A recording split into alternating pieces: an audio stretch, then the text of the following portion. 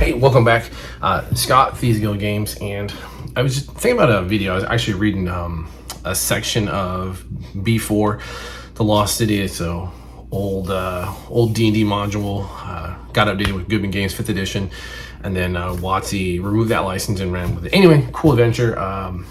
The original module is like 28 pages long, and then Goodman Games took the 300 pages. WotC did whatever they did with it. I was reading a section, I realized there's a way I run games, and this is not GM advice. This is more of, I like to hear from other people how they either handle the situation or as players, if they're interested in this, or it sounds appealing, or if it feels like you're removing character agency. So in reading this, there is a section early on in the adventure, and the party comes to a statue, and it even says on first glance the statue appears to be a golden statue of a figure. However, if you make an intelligence check or an investigation check or whatever system you're using, and it's successful, it's not actually gold. It's just a simple wooden statue with covered with gold paint. And I just, when I'm reading, I'm like, oh, okay, cool. Except for the thieves, I already know what I would tell someone like that. And I realized that, well, I've had positive feedback from people that I run the game for. I realized that there's some crowds that may not enjoy that, like the 4D immersion people. They might enjoy that.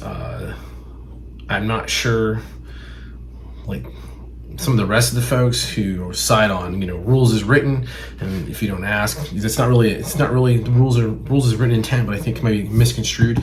But what I would do is yes, that's what I would tell everyone, except I would tell the thief player, or maybe someone with a criminal background. Not all criminals are created equal. They can't recognize the value, but a thief is a specialist expert in their field, in their craft.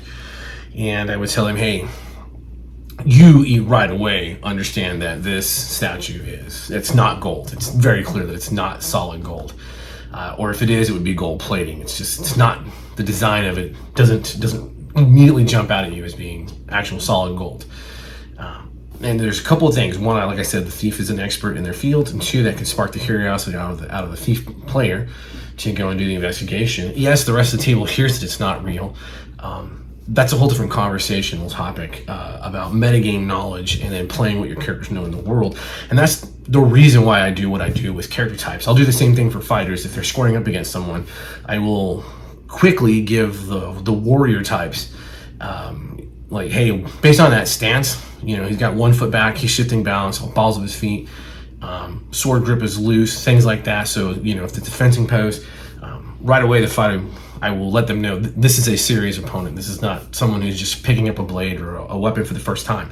Same thing for mages and everything else. And this comes from one, you are a character living in a world that we as normal, mundane humans living on planet Earth with no magic, no unicorns, no dragons, nothing like that, can't comprehend.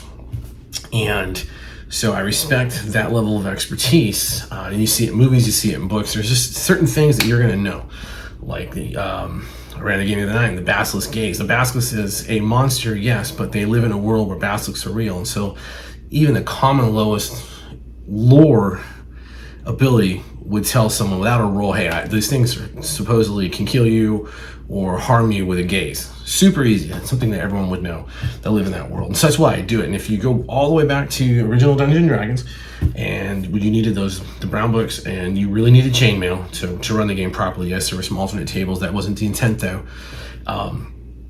You see that mesh where a first level fighting man in the little brown books wasn't just a first level fighting man, he was actually equal to a hero level in chainmail, which made him equal to 4 normal humans.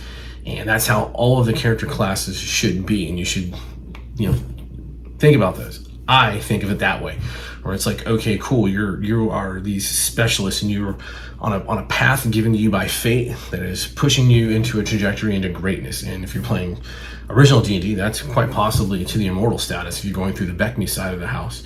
Other games too, you're just hitting these epic tier levels. But that's how I do it, and I realize not a lot of people do that. There are people who demand, well, if the character didn't say they are checking to see if the statue is made of gold or not, that's too bad, so sad. I just personally disagree with that philosophy, but I said, I've had good feedback from my players. They really seem to enjoy it. That's some of the common feedback I get from cons and from my personal table, is that, you know, they love how I will incorporate the character to the game and not just the player to the game. And I wasn't really tracking that at first, and I had to kind of ask some follow-up questions, and I was like, oh my God, okay. So there is a way of engaging both things completely differently, and you know, might be worth talking about. But anyway, thanks for listening to the slight ramble on it. Again, it was something I was just thinking about. If you are a player, a GM, I'd like to hear, you know, how you handle stuff like that. If you like the idea, you don't like the idea. If a player, how you would handle that. If a GM did that to you, or if it irritates you that, you know, you're sitting there realizing that you're an expert and they just treat you like you don't know anything. And again, I think this conversation carries forward into how we treat attributes and ability scores and attribute checks and skill checks in general in gaming. But yeah, with that, thank you again. Like and subscribe and follow us on YouTube. Head over to Discord, and in 4 days over on Kickstarter, you look for Thieves Guild Games. We're going to be launching our dungeon crawl for Shadow Dark called Tomb of the Cursed Dead. It is a dungeon crawl, but it is a dungeon crawl with a help educate people on why the torch mechanic is important in Shadow Dark, as well as asking you a simple question as a player, because the dungeon is designed to challenge your characters, but it's also designed to challenge you as a player, and not your frustration levels, but what will you sacrifice to succeed? Anyway, it's been good. Thanks.